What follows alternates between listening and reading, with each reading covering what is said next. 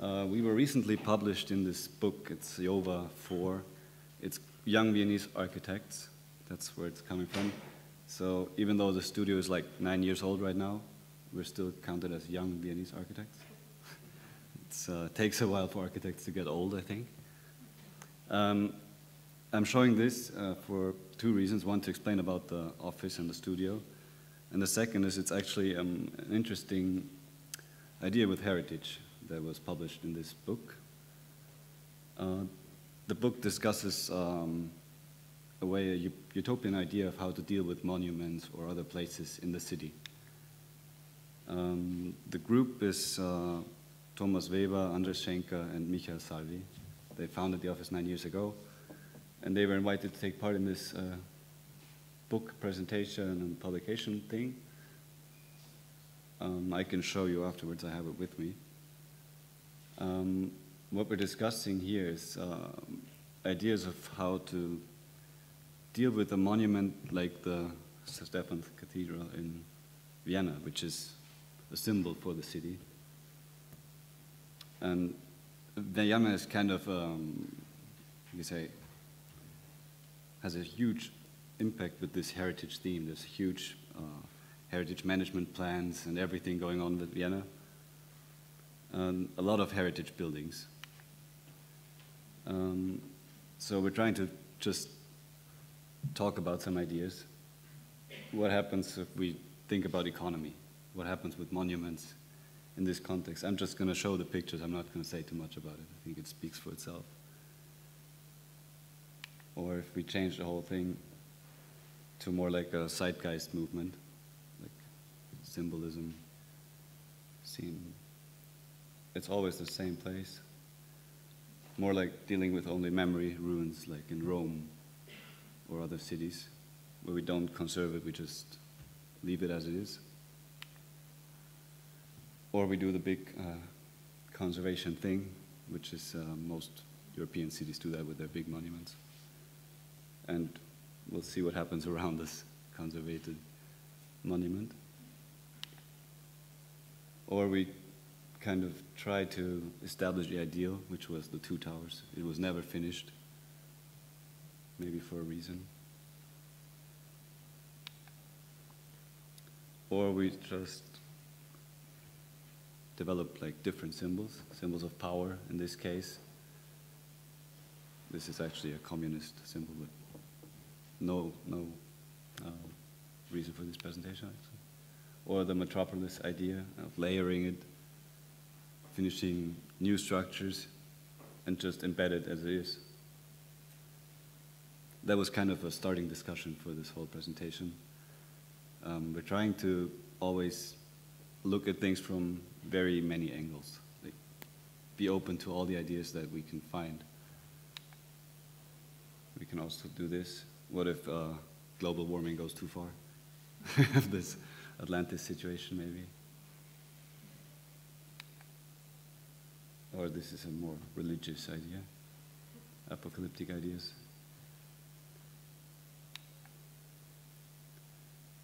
Or we try to achieve a kind of mixed high cultural theme where we mix religions and say we're not focused on one religion.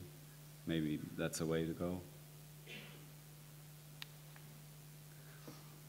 So starting with this, our office has now reached about 30 employees. I think the last time I counted it was 29 people.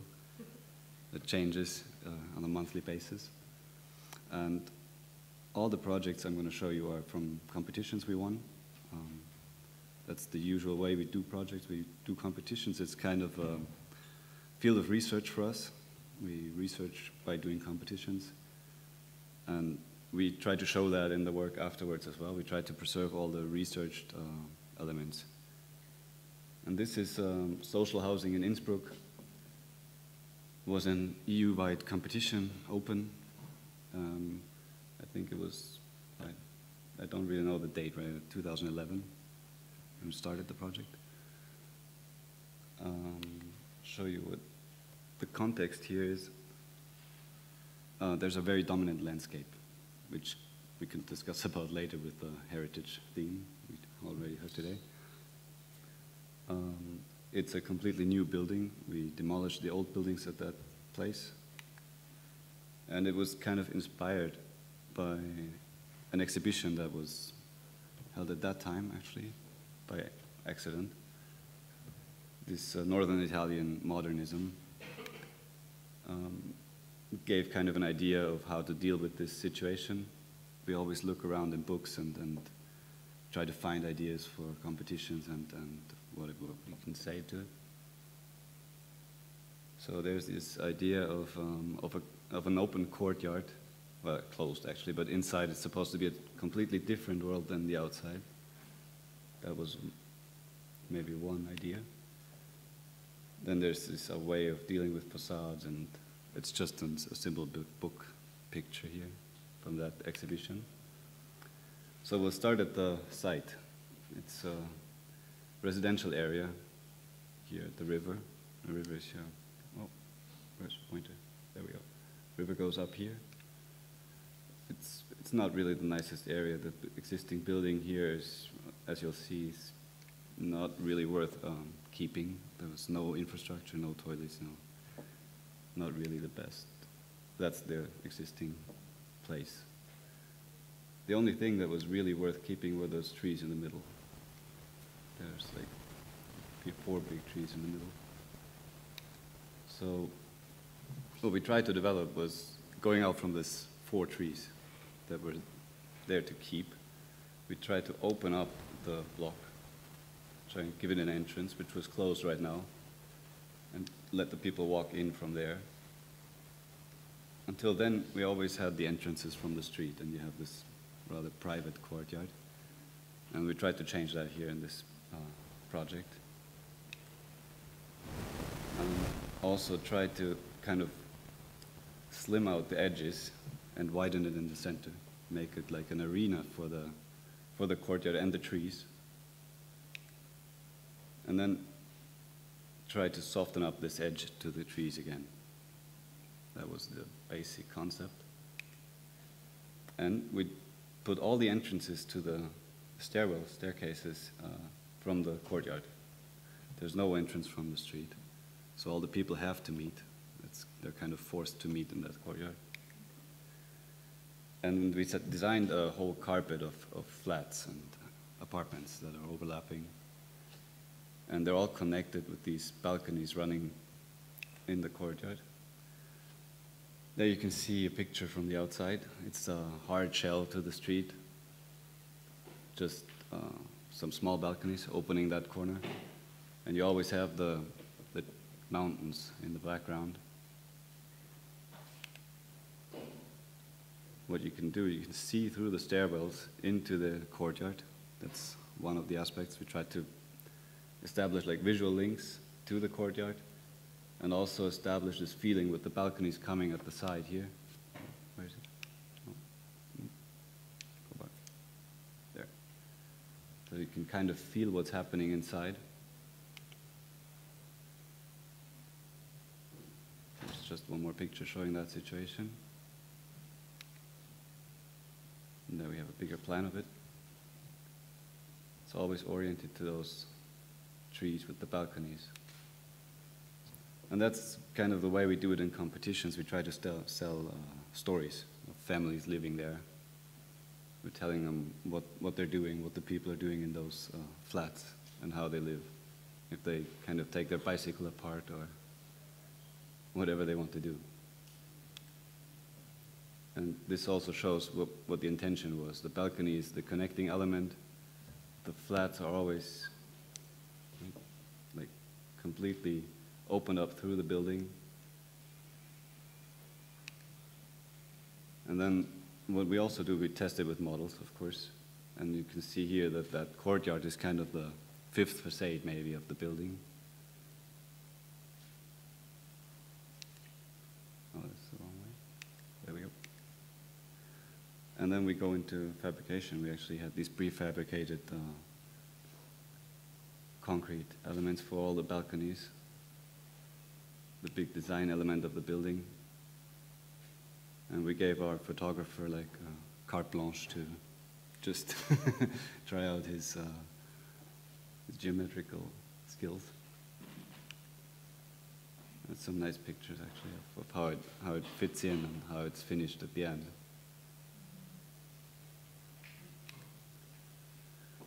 And the inside is also related to the 60s social housing theme, which I told about earlier. It's the same kind of coloring, same materials. Even here we tried to do the same, like color schemes on the door, very reduced, except for the font, that's new, the 6. There you can see a finished flat inside. You can still feel the balconies running around it and just giving the view to all the sides. And since we can't really enter it, we just finish it for ourselves. We cannot go in once it's finished. There's people living in there, but maybe it looks like this. That was a night scene in December 2014, yeah. Just see what happens to the building when people live in it. We did the same thing in summer 2016. And it's really a nice picture. It shows how this, let's say, strong formality of the balconies can easily take anybody living there. You can do anything you want there, and it still fits perfectly. And the people are quite happy living there. It's a good working project. And this project kind of dealt with many themes of heritage, maybe. It kind of deals with how you live, how you deal with this social housing topic today, and also with the way you built it here with the mountains in the background. I'm going to switch to a whole different topic, education, which is more or less something that's kind of become a specialty of our office. We're doing a lot of schools and kindergartens. Right now we're doing 2 new projects, one in Germany, one in Western Austria. And this one was finished, not to say anything wrong, I think about 2 years ago. It's almost the same area, it's the same mountains in the background. It's close to Innsbruck. The project was in a village, a small village actually, but they had money for a big school. And the idea was to build a huge gymnastics area for the whole village, not just for the school, a kindergarten and a music school, but they didn't really have a lot of space. So we did the competition. It's just an image of what we worked at the competition. We do models in competitions as well. This was the picture that we made it there. We didn't do renderings in this case. We tried to find the inspiration in the village, what's happening there, local culture. You have all these buildings, mineral buildings with lots of plaster and small windows, varying sizes, and the light roof on top. That's kind of a general theme of this place, except for some other buildings which are also dealing with the windows again, big window theme, and the mountains in the background. So here we have the site. This is the site here. Next to it there's a cemetery, the village cemetery with the church beneath it. And the mountains are in the background up here. That's like, we can't see them right now. And this is the existing school right now. And the challenge was to keep the school working. They did not close down when we renovated. And build this huge volume of the gymnasium. There's just another image from the place before we touched it. And that was the plan. And we finished it. We said we just want to create this open space for the village right here. That was the idea, just creating new space for the village. They don't really have a court or a space where they can meet. So we said we're going to put the gymnasium underground. That was the big clue of this competition. The huge volume underneath the courtyard, and just add a lightweight structure of the new kindergarten and schoolrooms next to it. I'll show you more sections. This is the ground floor section where you can see how it's connected in the first lower level over there in the school. And this is the upper floor. You have an entrance up here as well to the building, separate entrance for the kindergarten here. And the existing school just stays the way it is, does not change. There you can see the view today with the new building, which is actually a wooden construction on top of the gymnasium. It had to be lightweight, otherwise we wouldn't have made this. And the varying sizes of the window, which we picked up from the village, it's not just because it's a kindergarten, it's not supposed to be funny. It's different views, different impressions from the inside. There you kind of get a feeling what's happening here, this huge volume which we kind of buried underneath here, and then put the lightweight new volume on top, which is, in comparison, it's very small. I think the other competitors didn't do this. They put the whole volume on top of the courtyard, and that way kind of gave us an edge, I think. But that means you have to do big movements here, kind of see what happens. The school is still standing and it's still open here. The children are still up there. And we kind of dug out this whole big, huge hole. And that's what happens when you're finished. You can walk down this mineral atmosphere. It's a concrete staircase. The whole gymnasium is there with a wooden core, actually. It's a nice atmosphere. And you get the light from up above next to it. We can see that later. That's how we tried to find some daylight in this basement gymnasium.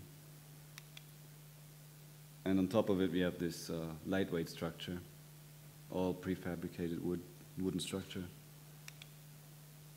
There you can see it from the inside before it's finished. And the windows reacting to the rooms behind it and the views outside. And now we have the finished space, which really works perfectly. There's a lot of village stuff happening there, music playing during events. Some details we picked up around the village, those framed out windows. And again, we worked a lot with models in this project just to show what we can do and to explain it on the construction site. This was all testing of the interiors. And a lot of work went into this. You can see this. This is how this kindergarten works. It's on top level, the open staircase connecting it. And separate entrances. And that's the finished version then, from the lower level. That's some nice pictures. You have the acoustic ceiling and the big lights from above. It's daylight coming in.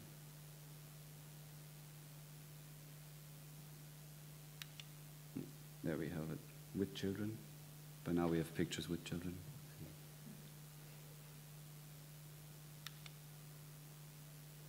Yeah, there's a lot of nice wooden interiors, oak wood.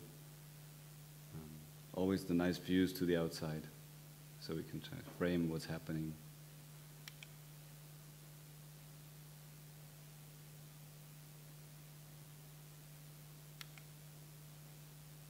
Yeah, one big theme also is you can vary the rooms inside. There's always sliding doors or curtains which allow completely different uses. If you need silent rooms, you can close some curtains. And if you don't, then they can just play around.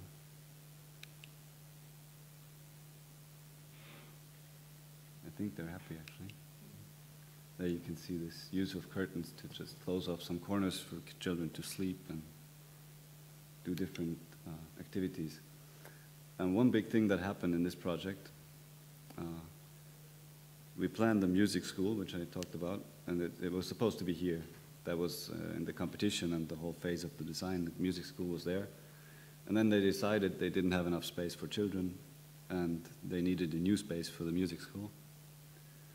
So we thought about moving this music school from this place into the roof of the old building. But there's a heritage protection on this roof. You can't change the roof, actually. So we started this kind of like a second project in a project. how to get this music school into this roof. And we were not allowed to do big windows or just small holes maybe for light and view. And we developed this idea of getting views to the mountains and getting light from above, like this, and crossing it over inside the roof without moving the outside of the roof. And by doing this is just a sketch we did like afterwards. You can kind of see what happened. You get the light, you get the light from up here, daylight coming into the room, and you get the view out this side. And then you just flip it over for the next room, and that way all the rooms start working out fine. But we couldn't explain how to do this on the construction site. They didn't get it, so we built a model again, and we brought it there, and then they kind of realized how to do it, but we lost the model. I don't know where it is. We never found it again. It's probably somewhere in that roof now. And there you can see a picture of the finished situation. There's the music school rooms with light from above and the view. And there again, then we kind of, that's the artificial lighting we put into this room. There's daylight coming from this part here, right there, and artificial light from here. And then there's the big concert room, which they needed, where you can see what happens if you don't move the roof to the outside. You kind of have to finish it on the inside. It's like this merging of the two systems. You have the old roof structure and the new acoustic and indoor ceilings. Again, here you have the floor coming up with the view and the ceiling coming down. And there you can see what this is really a soft intervention into this village. The school is still the biggest building next to the church, and the gymnasium is not really a big part of it. It fits perfectly into this.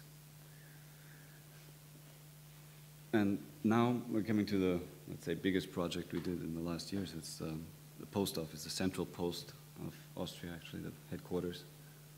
They wanted to build a new building, and it was a very delicate site. There's a huge protected building there, heritage protected, and it's a very central place in Vienna. This is our competition entry. It was in 2 stages, a long competition. This whole building has about, I think, 40,000 square meters of mixed use, mostly office. There's a shopping mall and some other small uses, some shops downstairs and large basement. And there's some inspiration in Vienna, of course. Otto Wagner, Postsparkasse, iconic building. We took that as an inspiration with a lot of details, which we'll talk about later. This is the site where we started out. There's a market here, all year round marketplace. There's a subway station here, and that's the area they wanted to use. And this part here is a protected building we cannot demolish. It's kind of to get the idea. There you can see it again.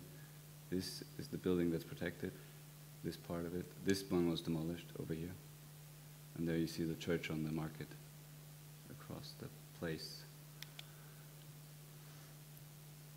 This is a later model actually, but it kind of shows what happens with the competition model, how we create huge density but not really fill the whole block. It's built with 2 courtyards. And this is trying to explain what we did. We left the old building as it was, just took away the staircases and made a new one, a new axis which connects everything. And then we finished with a facade that runs around the whole place and comes back in to lead the people. Competition already there you can see how the new axis of stairs is going to work. to bring in enough daylight and open all the views to the different office areas. And this is a late floor plan, actually, yeah. So we have the existing building here, which we refurbished as new offices inside. And then there's the staircase access here, the magistrale if you want. And this is the main entrance, the lobby foyer here. And then there's a mall connecting the park in the north and the market in the south. And that's an upper floor plan with the office landscape. It's the whole working environment was developed during this project as well. They wanted to have completely interchangeable office desks. Nobody has a fixed desk in this office. When you come in the morning, you pick up your stuff from a locker and you find a free space to work. And we had to design all the furniture, the whole interior. We'll talk about this later. There's a model showing the existing Art Deco building and the new building we designed next to it with a very strict facade. And then inside you have this axis of stairs which deals with all the different levels, since the existing building has completely different heights of the rooms. As you can see, that does not work with the new office building. There's too many regulations telling us what to do. So there we have some impressions of what it looks like when it's finished. There's the entrance hall, the foyer.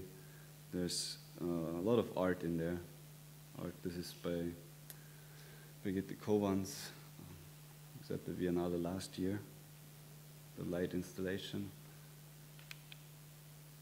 And then you can walk up the staircase into the office area.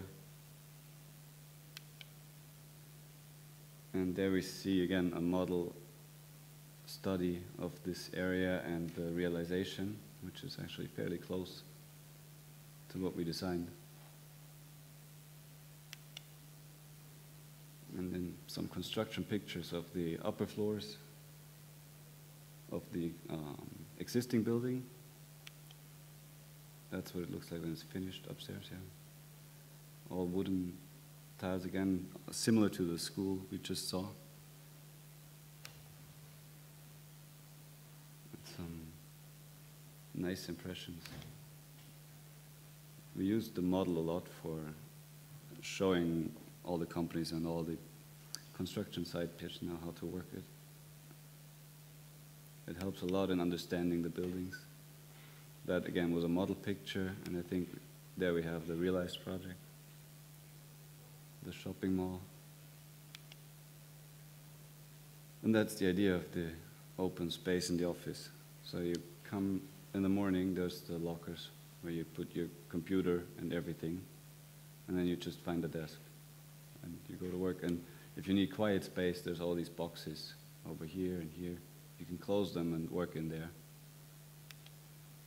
There's the realized, the finished project.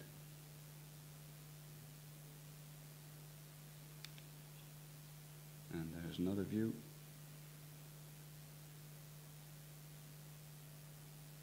So we were really lucky to design all the furniture actually together with some big furniture companies, but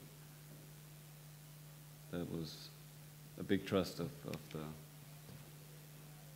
the post there. You can see how it works inside. Again, if you want to work by yourself, you can close it off and just kind of lease this room or rent it without paying for it. And there's some more impressions of indoor cantina and working spaces. This is in the existing building where we try to keep the old structure visible and just finish it with some acoustic panels and wooden finishes on the wall. So it kind of opens the space everywhere. This is office impressions. So now we can talk about this idea of the facade. It's a concrete facade, all prefabricated again. And behind it is a glass facade. So the concrete is not really structural. It's just outside. And since we have to have natural air coming in, we decided to use those columns to get in the air. So you can open the facade behind the columns. That was the clue in the competition already. That's why they have all these holes in there, to get the air into the column and then into the rooms. This facade is it's a parametric design. It's calculated by its thickness and the way it faces, and also the holes, how they're situated. There you can see a bigger detail of how it works. So you have your office table here. You can open the window only here, in this area behind the column. And that's where we get the air inside.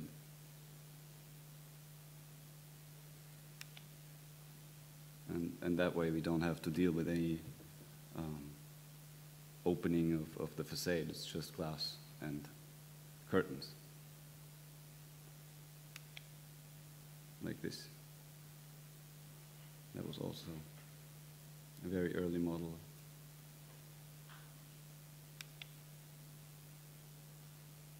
It always works, maybe we can explain it here.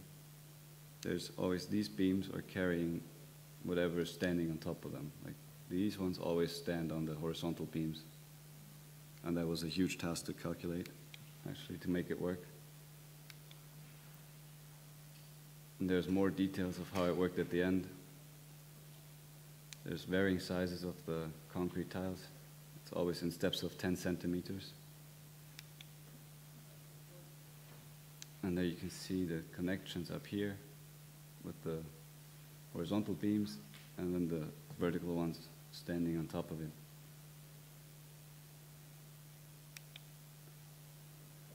And then we had to develop this whole thing with the company, how to work out those holes and how to even accomplish this. And then again, we had models testing it, and that's the model over here, and that's the finished mock-up of the facade. And by now, it looks really nice. It's this huge building block, but it kind of stays in the background. There's no big ornament except for the holes, which kind of cite the old Otto Wagner Postsparkasse. There you have a finished view of the building to the market. And from above, it's kind of a huge dimension of the building. And again, here that was shortly before it was finished. And to the neighboring streets, it kind of changes the volume. You can see that the roof line is coming down here. That's building regulations in Vienna. It kind of reacts to that. So I think the next one is going to be a short movie about this project.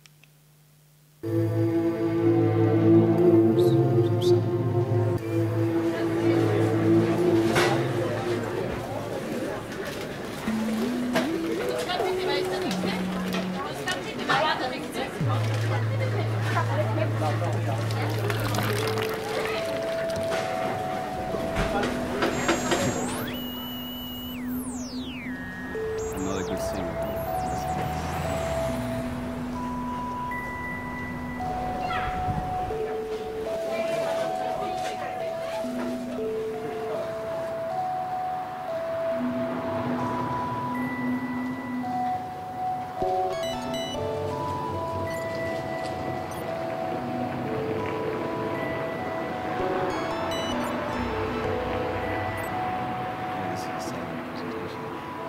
Hope nobody's gonna fall asleep.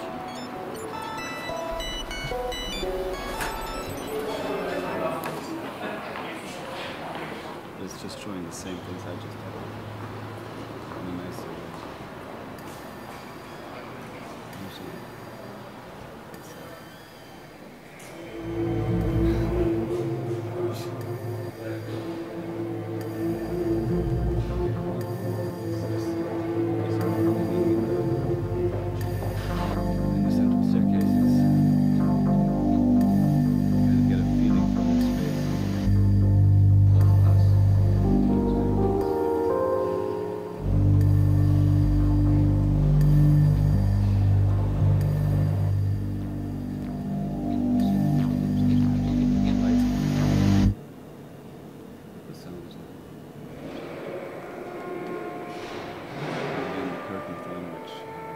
based on a lot of projects we do right now. We work with curtains just to change spatial connections. Thank you.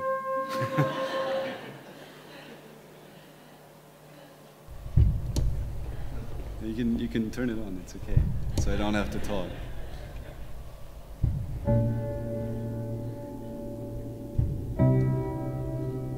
Now you kind of get the feel of the dimension of the building.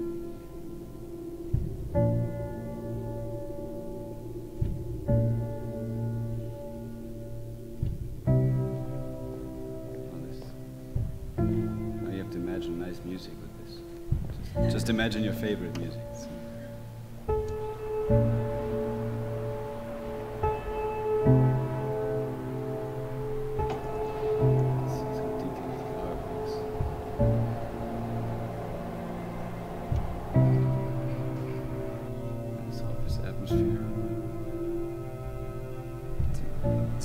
Place than my desk where I work.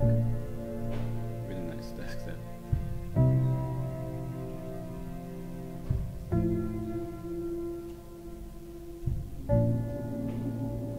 You can see those big inner courtyards.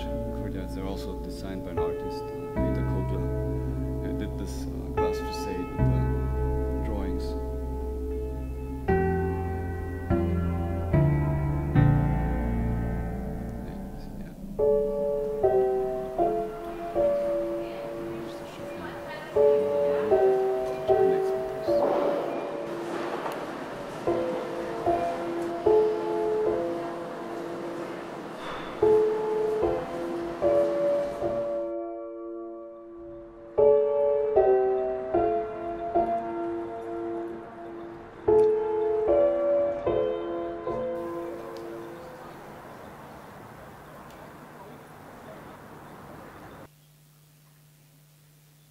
Can you switch to the second last slide?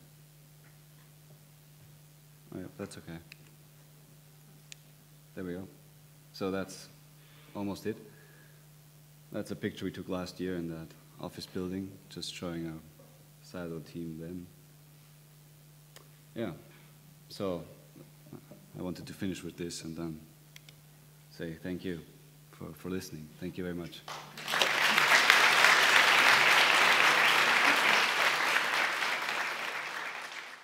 How did it influence residential architecture in general, and also how did new and contemporary technologies and the way of life influences living or residential architecture in Vienna? As you can see at the last project, I'm talking too much, sorry. It's fine, I'm fine with that. As you can see on the last project, we could see this kind of offices wasn't able 30 years ago. That's because true. We didn't have, so technology influenced the layout of the office buildings. Did something similar happen in residential architecture? I don't think so. No, because residential architecture is really, the more you open it up, the less innovative it gets. It always depends on who uses it, but if I make it for everybody, if I make one residential building for as many people as I can think of, then it's not very innovative. It's rather the opposite. Like those residential buildings that were built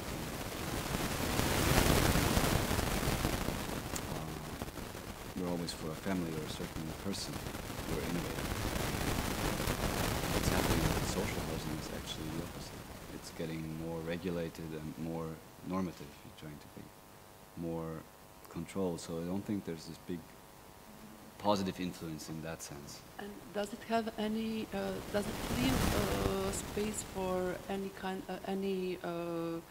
improvisation? Because different people, different needs, different cultures need to make their own living space their personal. Well, as I said, I don't think there's that much improvisation. Actually, the social housing right now in Vienna it's rather the same.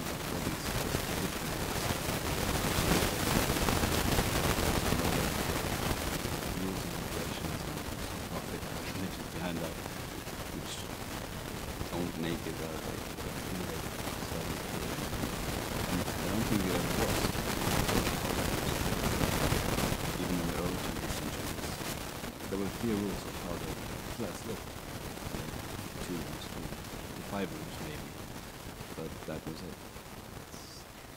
It's more about the spaces you try to develop that are not part of the flats. It's about the public spaces and additional rooms where you try to make something happen. That's what's added to the program.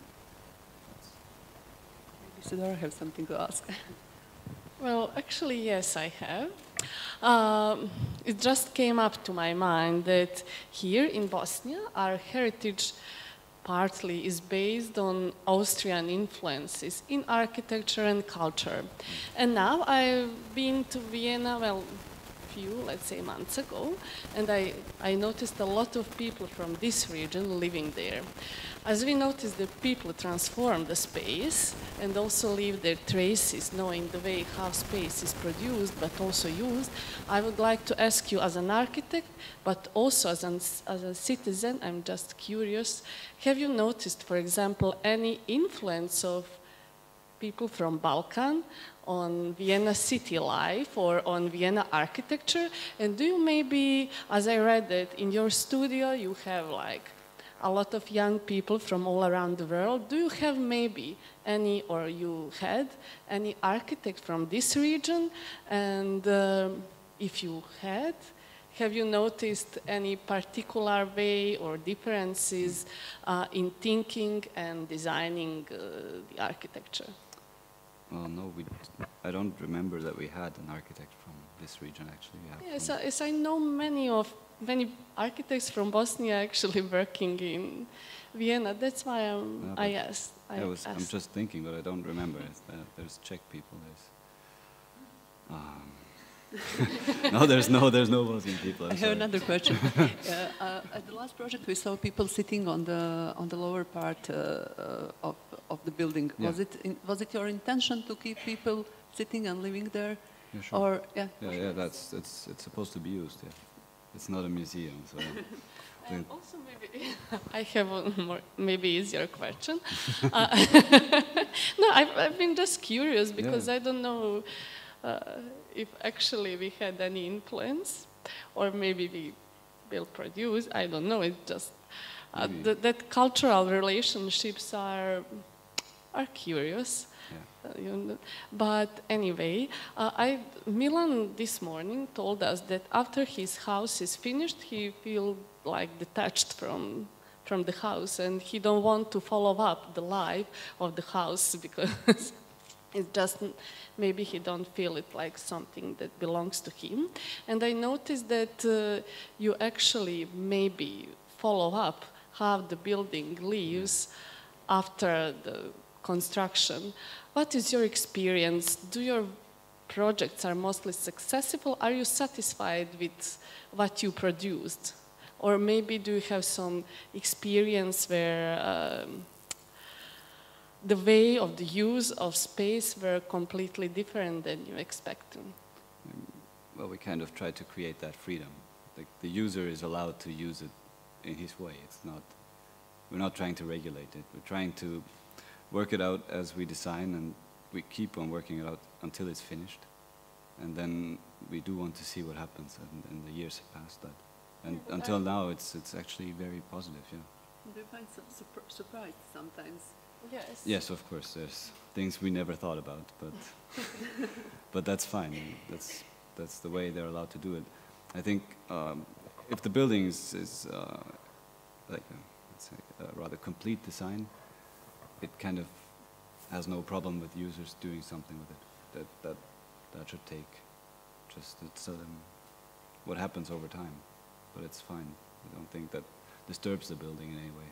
Yes, for example, you propose new use of office spaces, and do people are comfortable with that or not, something like that, because you actually introduce new pattern of using. That was not just our idea. Yeah, I know, but it's still new. We developed it together, yeah, but we don't really know what's happening there right now. It's too new.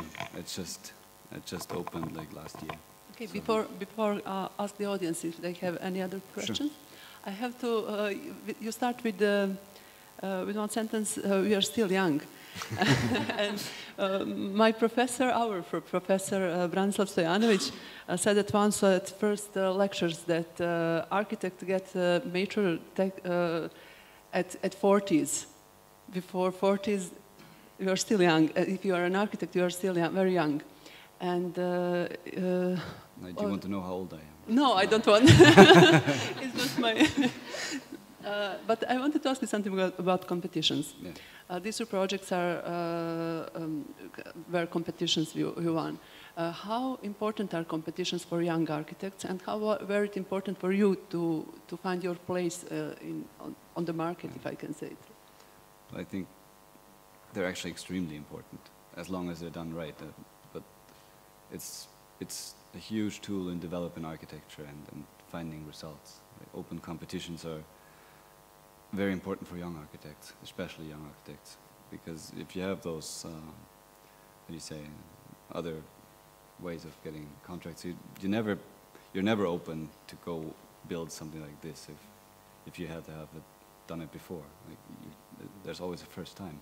So that's one way of getting there. And I think getting fresh ideas from competitions is a major part in it. Yeah. And do all the competitions get built in Austrian? No, not all of them. Sometimes there's failures, yeah, of course. Actually, we have a lot of competitions that never been built here, so that's why I asked. No. Any questions from? Any questions from the audience? 1, 2, 3. I don't have tickets, unfortunately, but maybe Igor still has some. Igor has tickets. I can ask a question. Sure.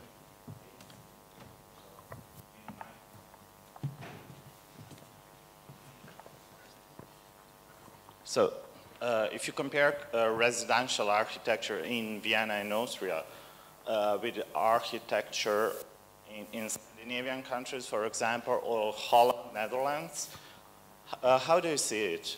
Because it's totally different. It's like not as innovative as in those countries, That's especially in North countries. And what are the reasons? Why is it like that? You mean just for residential architecture? Just residential. Yeah. Thank you. Maybe it's part of the heritage thing. Austrians are very dominated by this emperor heritage theme where everything's regulated and it's not getting any different now. There's a lot of regulations and there's no, how do you say it? The people are not really taking responsibility for what they want. There's always somebody else responsible. So I think that's one of the big reasons why there's no big innovations in residential space in Austria right now, not in the social residential space.